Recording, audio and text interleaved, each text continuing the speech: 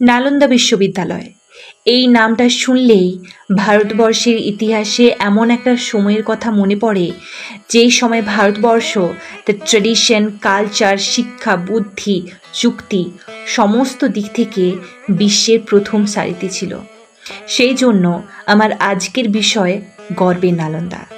আশা করি আপনাদের ভালো লাগবে। নালন্দা বিশ্ববিদ্যালয় হলো সেই পুণ্যস্থান যা ধ্বংসস্তূপে কান পাতলে শোনা যায় ভারতবর্ষের ইতিহাসে বৌদ্ধ ধর্মের উদ্ভাবন। আনুমানিক 415 শতকে গুপ্ত সম্রাট কুমারগুপ্ত বেশ কিছু মন্দির এবং বিহার তৈরি করেন। তার মধ্যেই অন্যতম হয়ে ওঠে কুমারগুপ্তের স্থাপিত নালন্দা বিশ্ববিদ্যালয়। তারপর কনৌজের রাজা হর্ষবর্ধন এই বিশ্ববিদ্যালয়ের দ্বিতীয় খণ্ডটি নির্মাণ করেন এবং বাংলার রাজা দেবপাল তৃতীয় খণ্ডটি নির্মাণ করেন। সেই জন্যই আজও এই বিশ্ববিদ্যালয়ের প্রতিষ্ঠাতা হিসেবে 3টি রাজবংশের কথা উল্লেখ করা হয়, অর্থাৎ কিনা গুপ্ত বংশ, হর্ষবংশ এবং পাল বংশ। নালন্দা বিশ্ববিদ্যালয়ের অবস্থান ছিল প্রাচীন ভারতের মগধ রাজ্যে, যা বর্তমানে ভারতের বিহার রাজ্য। ফা হিয়েনসাং একসময় এই বিশ্ববিদ্যালয়ের পড়ুয়া ছিলেন। তার লেখা ডায়েরি থেকেই মূলত এই বিশ্ববিদ্যালয়ের অধিকাংশ ইতিহাস জানা যায়। এই শিক্ষা প্রতিষ্ঠানটি ছিল জ্ঞান বিজ্ঞানের এক অফুরন্ত ভাণ্ডার। নানান দেশ থেকে বিদ্যার্থীদের সমাগম হতো এই বিশ্ববিদ্যালয়ে। শিক্ষার মান ছিল অনেক উন্নত। সেখানে 108টি ছাত্রনিবাস, 108টি মন্দির ছিল, বর্তমানে যার মধ্যে 11টি ছাত্রনিবাস এবং 11টি মন্দির পাওয়া গেছে। নাগার্জুন, শিলভদ্র, ধর্মপাল, গুণমতী প্রমুখ গুণনামা তথা জ্ঞাতনামা অধ্যাপকগণ এই বিশ্ববিদ্যালয়ে জ্ঞান প্রদান করতেন।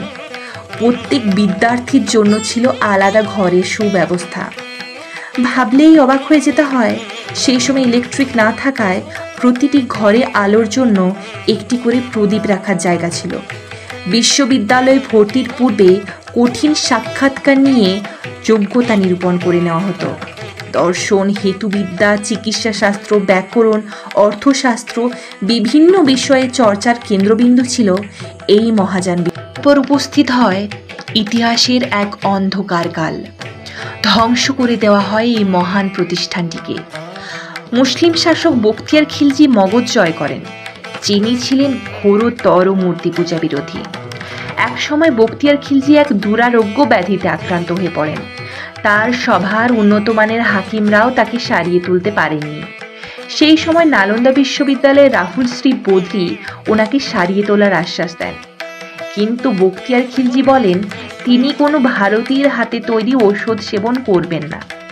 তখন রাহুল শ্রী বদ্রী তাকে একটি কোরআন দেন এবং বলেন নিয়মিত তার পাঠ করতে।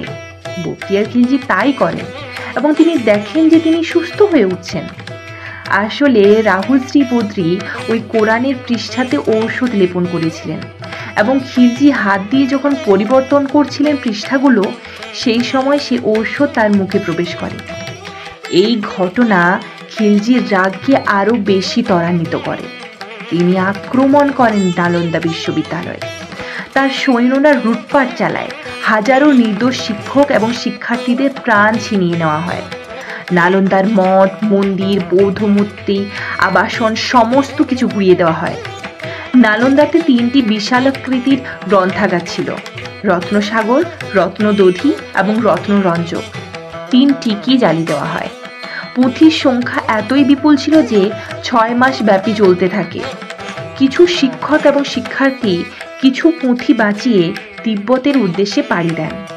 এইভাবেই তিব্বতে বৌদ্ধ ধর্মের উদ্ভাবন ঘটে এবং সমাপন ঘটে যায় পৃথিবীর সর্বপ্রথম বিশ্ববিদ্যালয় নালন্দা বিশ্ববিদ্যালয়ের সমাপ্তি আমাদের দেশকে বেশ কিছু শতক পিছনে ফেলে দিয়েছে, সে কথা বলার অপেক্ষা রাখে না। যে বিশাল জ্ঞান আমরা হারিয়েছি তা থাকলে আজ আমাদের দেশ এই বিশ্বের প্রথম উন্নত দেশের শিরোপা পেত। সেই সময়কার একটি বিশ্ববিদ্যালয়ে যে কি উন্নত মানের বিজ্ঞান প্রয়োগ ছিল, ভাবলে অবাক হতে হয়। রাতের বেলাতেও বুদ্ধমূর্তি স্পষ্টভাবে দৃশ্যমান থাকত, কারণ চাঁদের আলো অভ্রের উপর প্রতিফলিত হতো। আজ বিশ্বের প্রথম 10 বিশ্ববিদ্যালয়ের মধ্যে আমাদের দেশের কোনো বিশ্ববিদ্যালয় নাম করে উঠতে পারেনি। সত্যি বড় দুর্ভাগা আমাদের এই দেশ। ভাবি, আজও যদি নালন্দা বিশ্ববিদ্যালয় স্বমহিমায় বিরাজ করত, তাহলে ভারতবর্ষ এবং তার বুকে বসবাসকারী ভারতীয়দের জীবন গরিমা বহুলাংশে বৃদ্ধি পেত। আমাদের জীবনশৈলীর মান এই বিশ্বের সব দেশকে তাজ্জব বানিয়ে দিত। ও স্বপ্ন দেখি, আবারও কি সেই পুরনো নালন্দা বিশ্ববিদ্যালয়কে নবভারতের শান্তির প্রতীক করে গড়ে তোলা যায় না? শান্তি, জ্ঞান, সহমর্মিতা দিয়ে ঘেরা 1600 বছর আগের মহাযান নালন্দা বিশ্ববিদ্যালয়, যেখানে থাকবে না কোনো ধর্মীয় বেড়া, না কোনো আর্থিক শৃঙ্খল। হয়তোবা এই স্বপ্ন নালন্দা বিশ্ববিদ্যালয়ের হারিয়ে যাওয়া ইতিহাস জানা প্রতিটি ভারতবাসীর।